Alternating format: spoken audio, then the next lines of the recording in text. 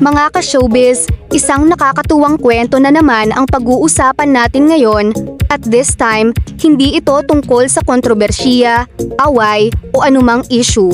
Ito ay tungkol sa isang ina na nakitang unti-unting tinatahak ng kanyang anak ang sariling landas sa showbiz. At syempre, kapag ang pinag-uusapan natin ay si Sharon Cuneta, hindi ordinaryong ina ang ating pinag-uusapan. Isa siya sa mga pinaka-iconic na pangalan sa Philippine entertainment industry. Isang singer, isang actress, isang performer, at para sa maraming Pilipino, isa siyang tunay na showbiz icon. Kaya imagine ninyo ang feeling kapag nakita mo ang sarili mong anak na unang-unang humakbang sa mundo ng pelikula. Iyan ang naging emotional moment para kay Sharon nang mapanood niya ang acting debut ng kanyang anak na si Frankie Pangilinan sa pelikulang Ed Job.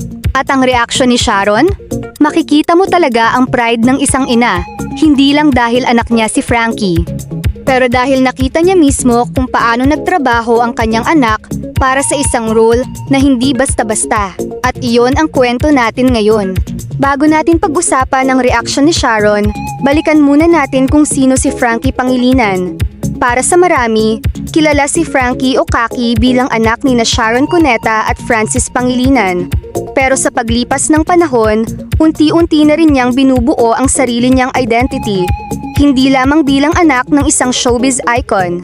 Kumusta mga kaibigan? Welcome back sa ating channel. Kung bago ka pa lamang dito, huwag kalimutang i-like ang video na ito. Mag-subscribe at pindutin ang notification bell upang lagi kang updated sa mga pinakabagong balita at showbiz updates. Si Frankie ay may sariling interest sa music at pagsusulat. At ngayon, isa pang larangan ang kanyang pinasok, acting. Sa Ed Job, ginawa ni Frankie ang kanyang first ever movie role. At dito nagiging espesyal ang story, dahil hindi lamang ito basta cameo. May character siyang ginampanan sa isang pelikulang nakasentro sa isang mahalagang bahagi ng kasaysayan ng Pilipinas. Ang Ed Job ay isang historical biopic tungkol kay Edgar Ed Job Jobson, isang student leader at activist na naging bahagi ng political history ng Pilipinas noong martial law era. Sa pelikula, ginagampanan ni Elijah Canlas si Edgar Jobson. Samantala, sina Jody Santa Maria at Frankie Pangilinan ay kabilang sa mga gumaganap sa mga karakter na konektado sa kanyang personal at family life. Si Frankie ay gumaganap bilang younger version ni Gloria Maria Joy Asuncion, asawa ni Jobson. At dahil historical drama ang pelikula, hindi ito isang role na pwedeng basta-basta lang gawin. May bigat ang kwento, may historical context, at may emotional responsibility. Kaya understandable kung bakit naging meaningful para kay Sharon ang makita ang kanyang anak na harapin ang ganitong klase ng proyekto. At dito talaga naging memorable ang reaction ni Sharon. Nang mapanood niya ang pelikula, hindi niya itinago ang kanyang emotions. Ibinahagi niya na naapektuhan siya ng malalim ng kwento. Alam naman niya ang history. Alam niya kung tungkol saan ang pelikula. Alam niya ang kwento ni Ed Job. Pero kahit alam na niya ang history, iba pa rin ang experience kapag nakita mo itong nabuhay sa screen. At ayon sa mga ulat tungkol sa kanyang reaction, umiyak si Sharon habang pinapanood ang pelikula dahil sa epekto ng kwento sa kanya. At dito natin makikita ang dalawang bagay. Una, bilang isang viewer, naantig si Sharon sa pelikula. Pero pangalawa, at marahil mas emotional para sa kanya, nandoon ang anak niya, ang kanyang Kaki. Ang kanyang anak na ngayon ay may sariling role sa isang pelikulang may malaking historical significance. Isa sa pinakamagandang bahagi ng kwento ay ang paraan kung paano ipinakita ni Sharon ang kanyang pride kay Frankie. Hindi lamang niya sinabi na maganda ang performance. Ipinakita niya ang excitement niya bilang isang ina. At para sa isang artista na ilang dekada nang nasa industriya, siguradong ibang klaseng emotion kapag nakita mong ang sarili mong anak ay nagsisimula ng magkaroon ng sariling acting journey. Imagine ninyo, bata pa lamang si Frankie, kilala na niya ang entertainment industry dahil lumaki siya sa isang pamilya na malapit sa showbiz. Pero ang pagpasok sa industriya bilang isang adult performer ay ibang bagay. May sariling expectations, sariling pressure, at natural lamang na maaaring magkaroon ng comparison. Pero sa halip na ipilit ni Sharon na maging katulad niya ang anak, Mas mahalaga ang ipinakita niyang suporta. Proud mom. At dito nagiging interesting ang journey ni Frankie. Dahil kapag anak ka ng isang napakalaking pangalan sa entertainment industry, may automatic expectations. Kapag sinabi mong Frankie Pangilinan, maraming tao ang unang maiisip, Sharon Cuneta. At hindi naman iyon nakakagulat. Si Sharon ay isa sa pinakamalalaking pangalan sa Philippine showbiz. Kaya kapag pumasok sa acting ang kanyang anak, natural na may tanong. Magaling ba siya? May sariling style ba siya? Mapapantayan ba niya ang kanyang ina? Pero baka hindi iyon ang tamang tanong. Mas magandang itanong, ano ang kayang ipakita ni Frankie bilang sarili niyang artista? At iyon ang mas interesting na bahagi ng journey niya. Hindi kailangang maging bagong Sharon Cuneta si Frankie. At hindi rin kailangang gayahin niya ang acting style ng kanyang ina. Dahil ibang generation sila. Iba ang environment, iba ang audience, iba ang storytelling ngayon. At kung may isang bagay na maganda sa reaksyon ni Sharon, iyon ay ang willingness niyang makita ang anak niya bilang sariling tao at sariling artist. Hindi lamang bilang anak ni Sharon, kundi bilang si Frankie Pangilinan. At iyon ang dapat niyang pagtuunan habang nagsisimula siya sa acting. May pressure ba? Of course. Hindi natin maikakaila iyon. Kapag galing ka sa isang famous family, automatic na mas mataas ang expectations ng publiko. At kapag first movie mo pa lamang, maraming mata ang nakatingin. Pero may magandang side din. May advantage dahil may exposure ka sa industry. May experience kang makukuha mula sa mga taong nakapaligid sa iyo. At higit sa lahat, meron kang sariling ina na alam kung gaano kahirap ang industriya. Si Sharon mismo ay dumaan sa napakaraming challenges bilang artista. Kaya kung may isang taong makakaintindi sa kaba, pressure, at excitement ni Frankie, isa si Sharon doon. Ito siguro ang pinaka-emotional na bahagi ng story. Hindi natin makikita sa reaction ni Sharon ang isang celebrity na simpleng nagpo-promote ng pelikula. Mas makikita natin ang isang ina na nakatingin sa anak niya. At kapag nakita mo ang anak mong may sariling eksena sa big screen, siguradong may ibang klaseng pride iyon. Lalo na kung alam mong pinaghandaan niya ang role. Ayon sa mga ulat, kinuna ni Frankie ang kanyang scenes habang nagbabakasyon siya mula sa kanyang study sa New York. Ibig sabihin, kailangan niyang pagsabayin ang kanyang studies at ang opportunity na ito. At hindi yun maliit na commitment. Mula sa college breaks hanggang big screen. Isipin ninyo ang journey. Habang ang ibang estudyante ay gumagamit ng school break para magpahinga, si Frankie ay naglaan ng oras para gumawa ng kanyang first film. At hindi basta-basta ang proyekto. EDJOP, isang historical film. Isang pelikulang nangangailangan ng emotional investment at isang role na bahagi ng personal story ng isang mahalagang historical figure. Kaya nang mapanood ito ni Sharon, naiintindihan natin kung bakit naging emotional ang reaksyon niya. Hindi lamang niya nakikita ang final product, alam niyang may effort sa likod nito. Ang role ni Frankie ay maaaring hindi ang titular role, pero mahalaga pa rin ito sa kwento. Dahil ang EDJOP ay hindi lamang tungkol sa political activities ni Edgar Jobson. Tungkol din ito sa kanyang relationships, sa kanyang family, sa mga taong nakasama niya, sa mga taong naapektuhan ng kanyang buhay at ng kanyang mga desisyon. At doon pumapasok ang karakter na ginampanan ni Frankie. Si Joy, isang babae na bahagi ng personal life ni EDJOP, kaya kailangan ding maipakita ang emotional side ng kwento. Sharon bilang mentor? Natural na kapag may anak na artista, mapapaisip tayo. May advice ba si Sharon? Tinuruan ba niya si Frankie? Nagbigay ba siya ng tips?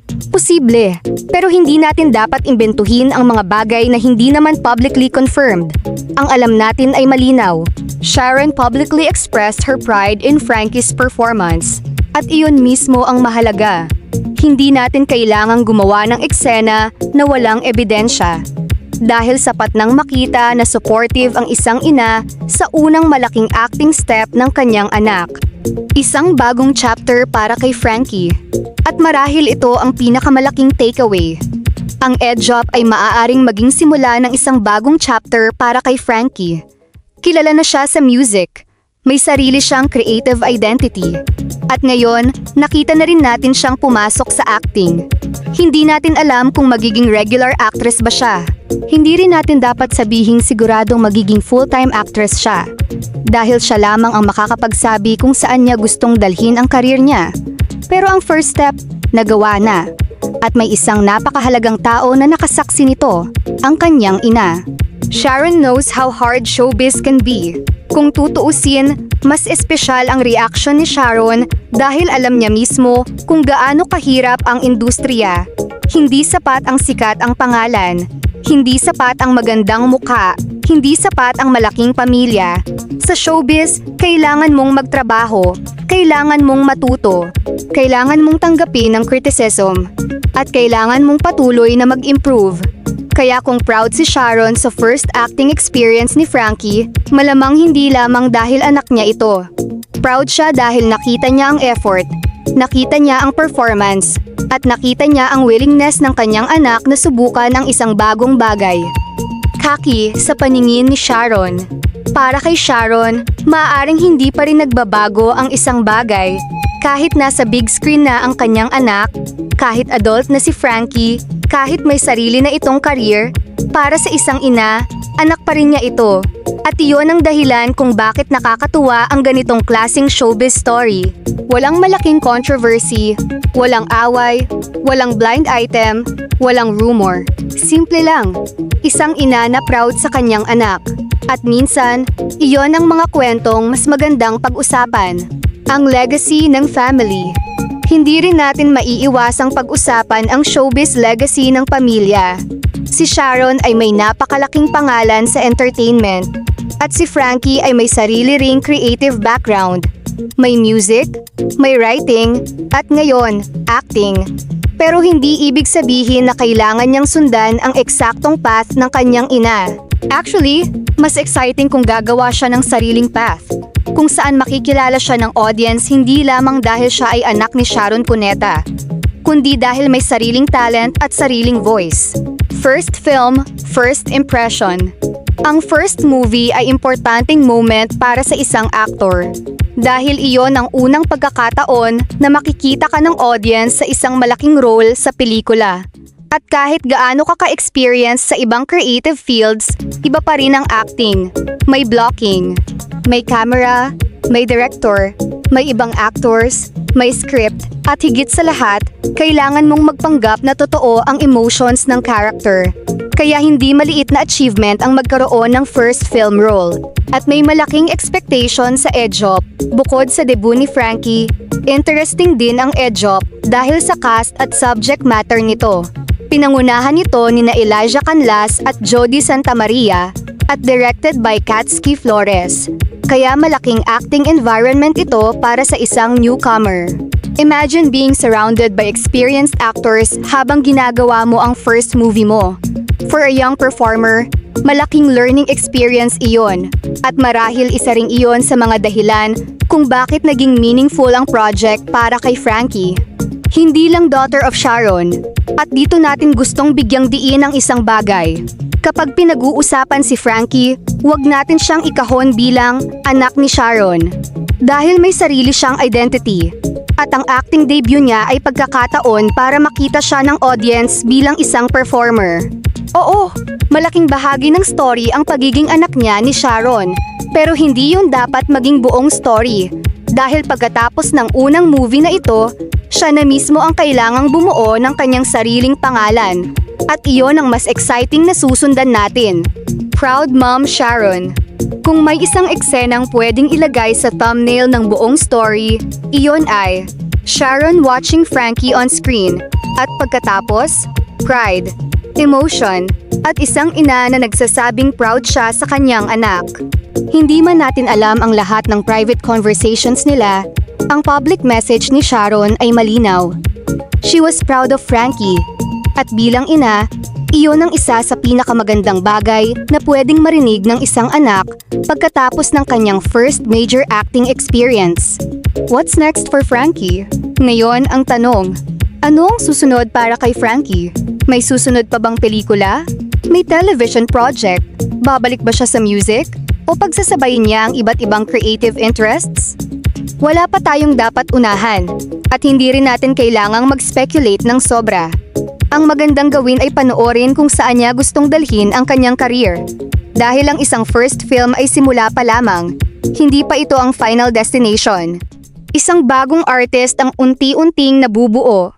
Kung tutuusin, magandang story ito tungkol sa isang anak na unti-unting lumalabas mula sa shadow ng kanyang famous parent. At hindi ito nangangahulugang kailangan niyang lumayo kay Sharon. Actually, pwedeng maging source of strength niya ang kanyang family. Pero ang ultimate goal ay magkaroon ng sariling identity. Sariling style, sariling audience, sariling achievements. At kung mangyayari iyon, siguradong isa si Sharon sa mga unang taong magse-celebrate. Kaya mga ka-showbiz, ang story ni Frankie Pangilinan at Sharon Cuneta ay hindi lamang tungkol sa isang acting debut. Ito ay tungkol sa isang ina na nakakita sa kanyang anak na kumuha ng isang malaking bagong hakbang. Isang anak na pumasok sa isang bagong creative field. At isang pamilya na patuloy na nagbibigay ng suporta sa isa't isa. Si Frankie ay maaaring anak ng isang icon, pero ngayon, nagsisimula na rin siyang gumawa ng sarili niyang pangalan. At marahil iyon ang pinakamagandang bagay na nakita ni Sharon. Hindi isang anak na kailangang maging katulad niya, kundi isang anak na may sariling pangarap, sariling talento, at sariling direksyon. At bilang isang ina, ano pa ba ang mas magandang makita? Na ang anak mo ay may tapang na subukan ang isang bagong bagay. Na kahit may pressure, humarap siya. Na kahit first time, ginawa niya. At pagkatapos mong makita ang resulta, masasabi mong, I am so proud of you. At iyan ang tunay na heartwarming sa kwentong ito. Hindi lang si Frankie ang may bagong chapter. Si Sharon din bilang isang ina. Dahil minsan, ang pinakamalaking achievement ng isang magulang ay hindi ang sarili niyang career, kundi ang makita ang kanyang anak na unti-unting nakakahanap ng sariling path. At para kay Sharon Cuneta, isang icon na halos buong buhay ay nasa harap ng kamera, marahil ibang klaseng happiness ang makita naman ngayon ang kanyang sariling anak na nasa harap ng kamera. Frankie Pangilinan has taken her first big step into acting. At ngayon, nasa audience na ang tanong, ano kaya ang susunod na chapter ng career ni Frankie? Will she continue acting? Will she return to music? Or perhaps pagsasabayin niya ang dalawang mundo? Abangan natin. Pero sa ngayon, isang bagay ang malinaw. Proud na proud si Sharon Cuneta sa kanyang anak. At para sa isang first-time actress, napakagandang simula niyan. Mga ka-showbiz, kung nagustuhan ninyo ang kwento natin ngayon, huwag kalimutang mag-like, mag-subscribe at i-share ang video. At sabihin ninyo sa comments, sa tingin ninyo, bagay ba kay Frankie Pangilinan ang acting? Gusto ninyo pa ba siyang makita sa mas maraming pelikula? At syempre, ano ang masasabi ninyo sa pagiging supportive ni Sharon bilang isang proud mom? Comment down below. Hanggang sa susunod nating showbiz update. At tandaan, minsan, ang pinakamagandang spotlight ay hindi ang spotlight na nasa iyo, kundi ang makita mong nagniningning ang anak mo sa sarili niyang paraan. Congratulations, Frankie Pangilinan, sa iyong acting journey.